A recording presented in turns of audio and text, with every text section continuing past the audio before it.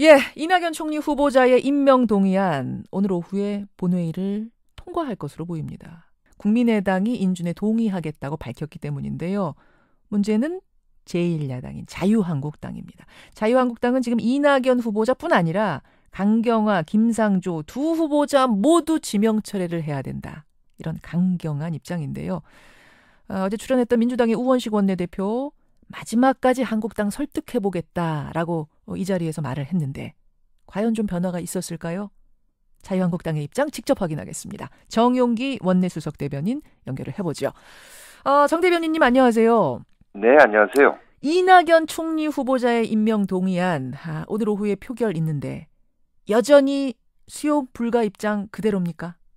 네, 불가라는 입장은 뭐 분명하고요, 불변이고요. 다만 이제 그 불가 입장을 표현하는 방식에 대해서는 오전에 의총을 열어서 예? 어떤 식으로 불가라는 입장을 국민 앞에 이렇게 표현할 것인가를 논의를 하게 될 것입니다. 그 말씀은 그러니까 표결에 참석을 하되 반대표를 던질 것인지 아니면 아예 보이콧, 아예 표결 참석 안 할 건지 뭐 그 방법 말씀하시는 건가요? 네, 그렇습니다. 그러니까 지금까지 결론은 안 난 거군요. 참석 불참.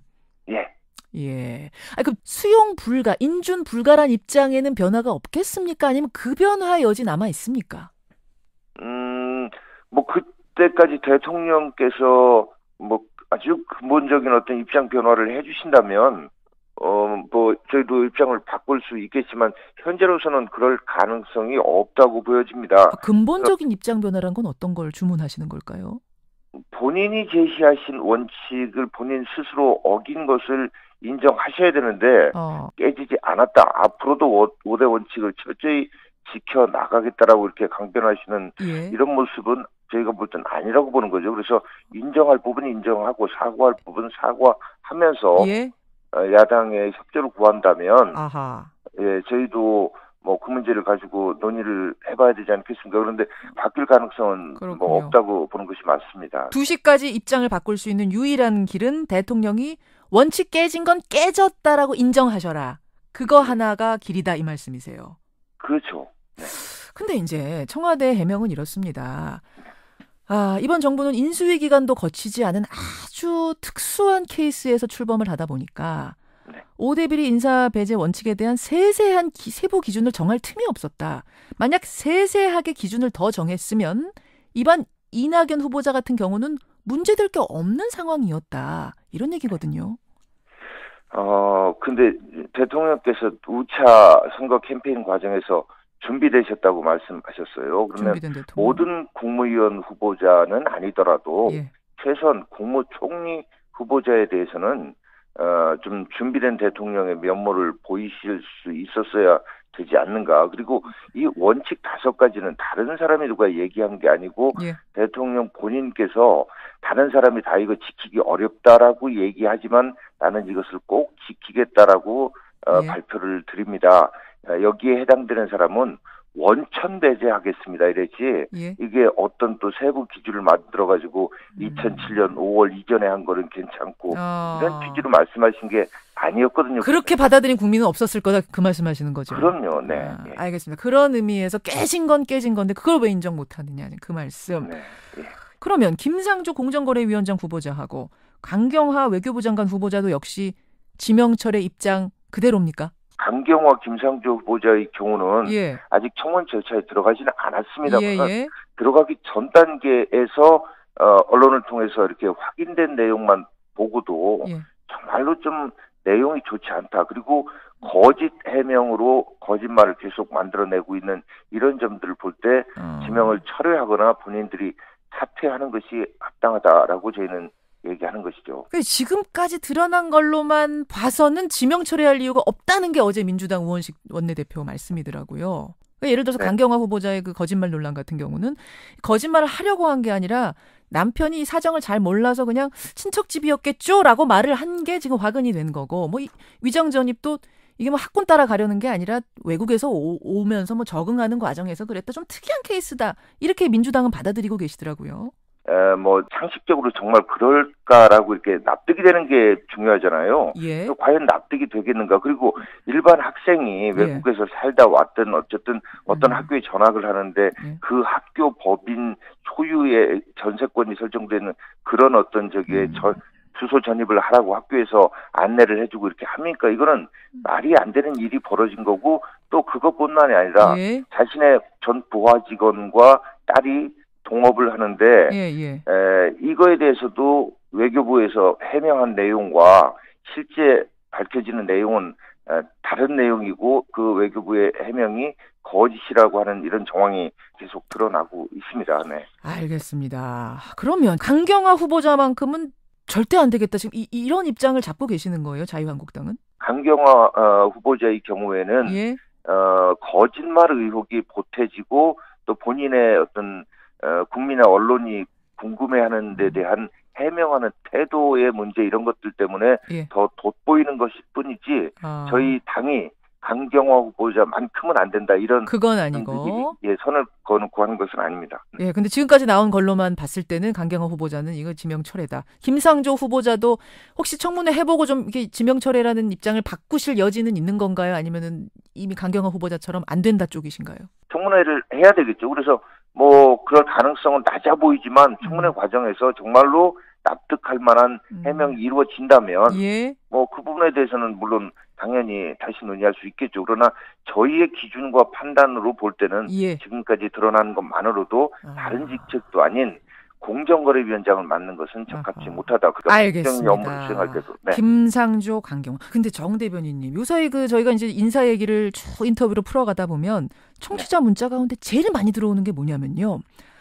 다른 당은 몰라도 자유한국당이 이 후보자들 도덕성 문제를 들어 반대하는 건 잘 이해가 안 간다. 왜냐하면 새누리당 시절에 정부 여당이 선보였던 장관 후보자들, 그분들하고 비교하면 지금 분들은 오히려 양호한 거 아니냐, 이런 얘기들이 문자로 들어와요. 어떻게 답 주시겠습니까? 상대적으로 양호하다, 못하다, 이런 얘기 하는 것 자체가 사실은 말이 안 되는 거고요. 또 거기에 동의할 수도 없습니다. 다만 이런 것 아니겠습니까? 이렇게 시대가 지날수록 국민들의 눈높이가 올라가고 도덕성에 대한 기준과 잣대가 더 엄격해지는 이런 추이 아니겠습니까? 그리고 저희 자유한국당이 최순실 국정농단 사건으로 잘못해서 국민들께 큰 아무튼 심려를 끼쳐드리고 잘못한 걸 인정하지만요. 그렇다고 해서 야당이 해야 될 기본적인 책무인 감시, 견제, 비판, 또 대통령의 약속이 잘 지켜지는지를 살펴보는 이런 역할 자체를 하지 말라라고 하시는 것은 그것은 전체 아무튼 대한민국 국정을 위해서도 바람직한 건 아니라고 봅니다. 알겠습니다. 자유한국당의 정용기 원내수석 대변인 지금 만나고 있는데, 시간이 없지만 이거 한 가지. 어제 문재인 대통령이 당 소속 의원 4명을 장관 후보자로 지명을 했습니다. 이분들은 어쨌든 현역 의원이기 때문에 한번 선거라는 검증 절차를 거친 분들, 그래서 아무래도 좀 인사청문회 통과가 용이하지 않겠는가, 이런 얘기가 나오는데, 이분들은 잘 아시잖아요, 면면을. 어떻게 보세요? 아무튼 이분들에 대해서도, 그러나 만약에 정치인이라고 해서 잣대를 달리해서 검증을 하면 국민들께서 용납하시겠습니까? 가뜩이나 국회의원들에 대해서 부정적인 시각이 많으신데요. 그래서 똑같은 기준을 가지고 검증할 겁니다. 근데 도덕성도 검증을 하겠지만 전문성도 굉장히 중요한데, 과연 이분이 전문성이 있는가? 관련 상임위 활동조차도 한 번도 안 해본 분을 어떤 부처 장관으로 이렇게 임명하는 것이 이게 적절한 것인가 하는 의구심은 가지고 있습니다. 그래서 누구 말씀하시는, 혹시 김현미 장관 말씀하시는 건가요? 국토부 장관 후보자로 지명이 된 김현미 후보자? 이 자리에서 성함은 직접 말씀드리고 싶지는 않습니다. 아무튼. 상임위 활동을 좀 안 했다고 하시니까 그런 분은 지금 김현미 의원이시기 때문에 제가 추측을 하는 겁니다. 네, 그 대표적인 이제 그런 사례고요. 그래서 과연 전문성, 장관으로서의 국정 수행 능력이 있는지를 철저히 검증하겠다라는 차원으로 좀 이해를 해주십시오. 네. 알겠습니다. 요건 조금 다른 얘기인데, 새누리당이 지난 총선 때 5대 개혁과제를 이행하지 못하면 1년치 세비를 반납하겠습니다 라고 약속했던 그 기한이 오늘 5월 31일이더라고요. 정 대변인님. 하시는 겁니까? 세비 반납? 이 문제를 제가 이제 해명을 해서 말씀을 드리다 보면 좀 들으시기에 좀 구차하다, 이렇게 들으실 수도 있을 것 같아요. 그런데 이런 겁니다.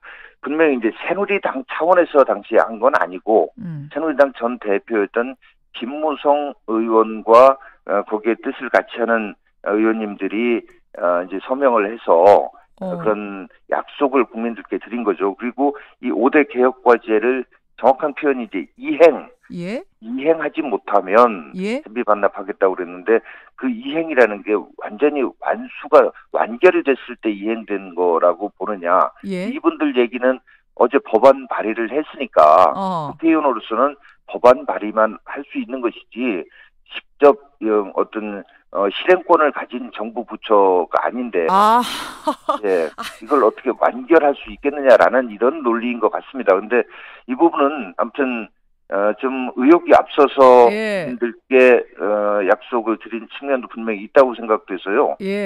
사과도 좀 내지는 안타깝다는 점도 함께 표현이 돼야 된다고 생각합니다. 지금 아까 들으시면 구차하다는 생각하실 겁니다. 그러셨는데 진짜 좀 구차하다는 생각이 드네요. 이거 해명하시느냐고 정 대변인님도 좀 답답하시겠어요. 그렇죠? 이거 국민들 보기에 이해가 되는 해명인지 잘 모르겠습니다. 여하튼 여기까지 오늘 듣도록 하죠. 고맙습니다. 네, 감사합니다. 자유한국당 정용기 원내수석 대변인이었습니다.